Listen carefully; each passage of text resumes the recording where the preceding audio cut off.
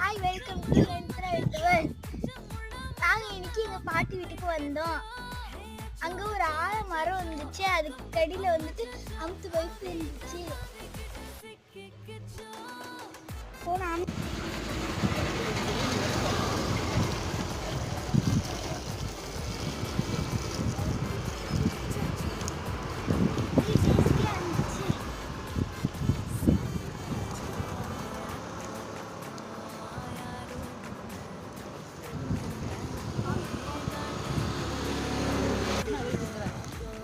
இந்த மாதிரி நீங்கள் வந்து வில்லேஜில் வந்து என்ஜாய் பண்ணி கொடுக்காதுங்களா?